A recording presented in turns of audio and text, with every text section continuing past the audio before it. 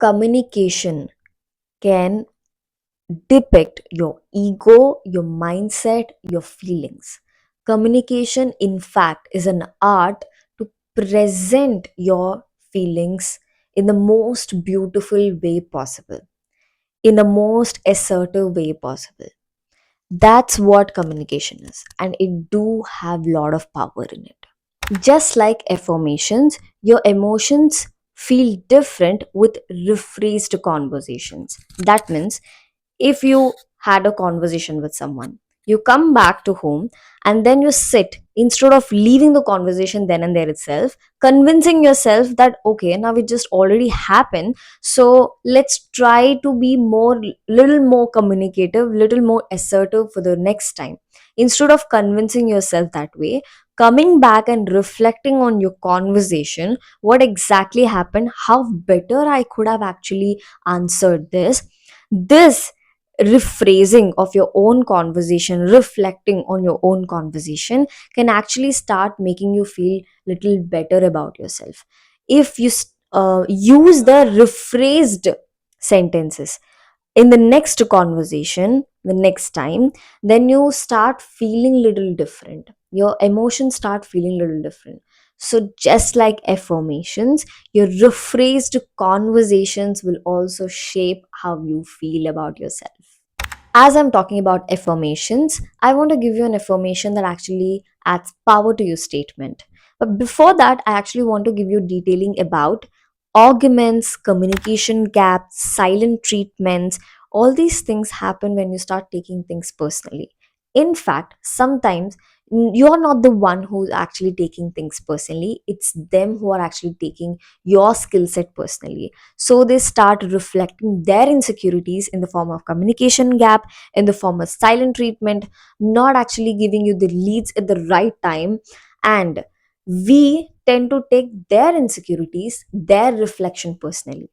And proper communication starts only when you stop taking things personally. That's when you control anger, find logic, and defend yourself like a lawyer. You win when you accept sometimes. And here, acceptance doesn't mean that we do have office politics. People do play office politics. But acceptance here mean that you have to agree that people do reflect their insecurities. Acceptance here is accepting that people do reflect their insecurities. Start affirming this statement. I'm not going to feed their insecurities by playing along. And there you go, you'll have power in your hands. Now, if you're someone who already realized and do not play along, still there is an elephant in the room. There are things like people raise tone on you, they have a lot of indirect speech, they deliberately don't agree with you, or they skip information at the right time. All these things come under professional bullying.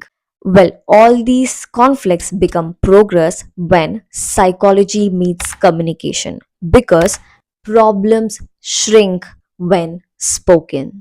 Here is the sample. If somebody raises tone on you in a place where they shouldn't, this is how you can respond. Can we discuss about this later, or at least not now, because I care about my self respect? This immediately shuts them because you emphasized your self respect and claiming it there that you actually care about it and you will never let them stepping into your boundary. I've seen people being way more straight than this. I've seen people telling that I don't entertain such kind of things, don't dare to behave in such a way, try to raise your tone on me. So, trust me, this small response, even if you're a fresher, just respond this way and see the results. Nobody will dare to talk to you again that way. This can be used for sarcasm or even mean comments, or anyone who's actually passing comments on you or shouting on you, raising tones on you, laughing at you, whatever the situation can be. You just act like you don't know anything, you didn't understood it, and people obviously they poke you, right? This is all about you, they crack jokes. Oh, don't didn't you understand the joke and all? You can simply say, if you want to be a thug, I prefer not to understand when it's about my self-respect.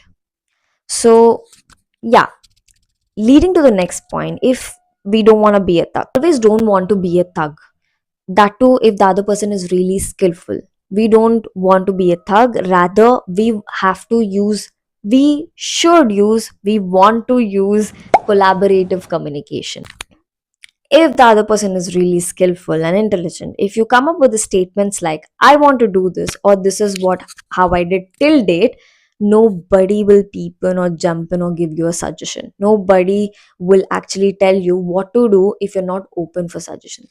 Instead of using such kind of statements, if you respond this way, I actually have a previous record in certain way. This is how I did till date, but I'm really open for suggestions. Can you just give me a lead or direction how I have to improve my work? Definitely people will love to respond to such kind of things. So be open when you're telling anything. The only thing here is you have to be open to things, open to receive constructive criticism, and people will love to drop their suggestions. If you are the one who actually raised your hand to suggest, but you're sidelined, see, here comes the empathetic communication. It's not always the other person is deliberately sidelighting you. Sometimes it's very unintentional. Sometimes it's very much natural that you are sidelined in the process, right? So, in that situations, what you can do is, instead of telling you never listen to me, instead of coming from that blame zone, you can just flip the sentence. You can just rephrase the sentence and say this way, that I felt unheard. And this emphasizes your emotions, making communication very empathetic. Just all we have to do is, most of the times, to learn how to be empathetic in our communication and also assertive. We all know how to show sympathy because we have never taught to show empathy. That's all for today's videos, guys. So if you like this video, please don't forget to share. It means a lot for me if you even subscribe to this channel and comment down below. I would love to read your comments. So just let me know what you felt about this video and how valuable it is, how insightful it is. I want to take the constructive criticism. If you have any of those, please drop it in the comment box below. So I'll see you in the next video. Until then, see you.